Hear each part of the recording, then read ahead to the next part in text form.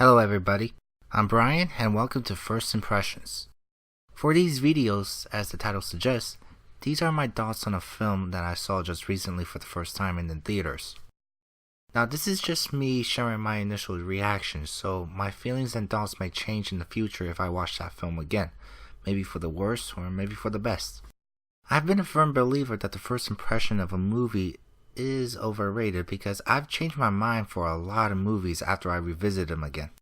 I've always managed to surprise myself by just how big the change of thought was when I first saw it as a kid and now seeing them as an adult. But I do this because I thought it would be fun to do, and I may do a full-length review of them in the future and compare the two thoughts to see if there's any changes. To start this off, I'll be looking at Pixar's latest lineup, Inside Out. It tells the story of 5 emotions: joy, sadness, anger, disgust, and fear, who oversees the life of a young girl named Riley. Ever since her birth, these 5 emotions have been controlling how Riley would react to certain situations, with joy as her main emotion, played by Amy Poehler. Things are going great until she moves to San Francisco, and things get even more complicated when joy and sadness, played by Phyllis Smith, are pushed out of the control room of the brain along with Riley's core memories, the ones that make up who Riley is. While the remaining emotions, played by Bill Hader, Mindy Kaling, and Louis Black, try to keep Riley's emotions at bay, joy and sadness must traverse through the subconscious thought of an 11-year-old girl to get back to the control room before Riley does something drastic. Now, of course, everybody and their grandmother know of Pixar. Ever since Toy Story, the animation studio has been known for making beautiful 3D animated films with stories to match them. Since then, they have been the king of animation, with box office grossers to critical acclaims to award winners. Even with a couple that I didn't care all that much, I still thought they were good films. Yes, I even like Cars. I really don't understand why so many people think that is such a bad movie. Anyway, lately however, things kinda went downhill when some of their recent films were tainting Pixar's reputation.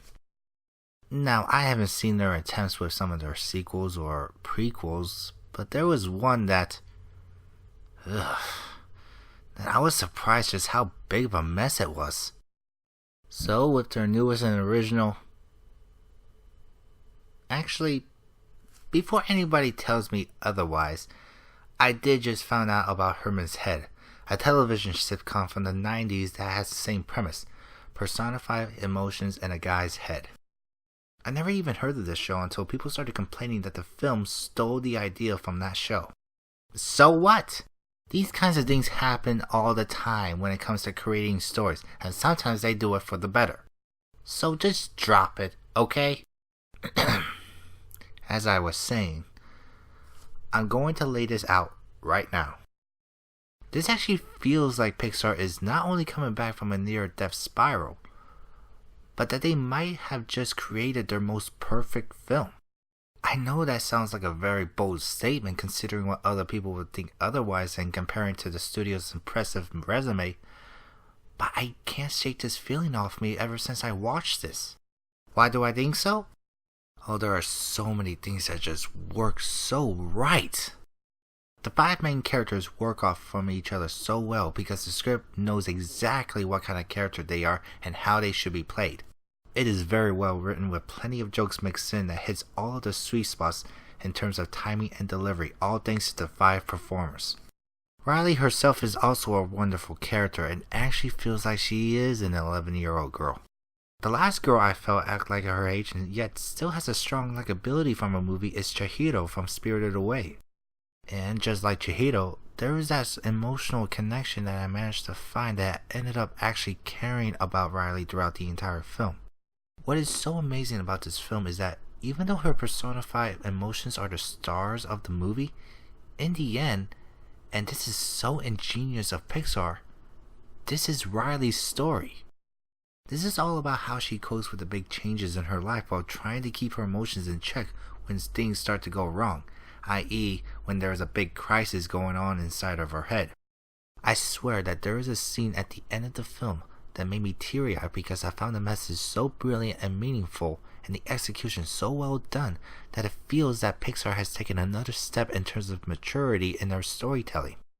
Even though it is clearly made for kids, it has that deepness that adults can find and understand, and it was something that I was pleasantly surprised by.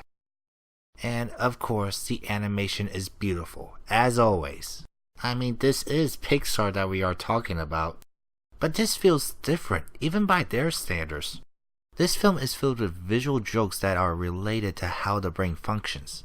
There are scenes that I found myself laughing real loud because it seems like this is how exactly my mind works, presented in such a cartoony fashion, like when joy and sadness comes across a movie production studio that is used for dreams, and I thought just how ingenious it is. And they managed to find a balance between the humor and the heart and interconnect them that they are one and the same. I am still struck just how great this film really is. I know I sound like I'm hyping this film up the wazoo, but I love this film so much that I am actually surprised that some people find this film disappointing. I guess you really can't please everybody. Thank you for watching, and watch this awesome movie as soon as you can. I'm telling you, Pixar is back, and I'm looking forward to the next film, The Good Dinosaur, later in the year. I have a very good feeling about it after watching the amazing trailer. Till then, I'll see you in my next first impression video. You guys have yourself a good day, and thank you for watching.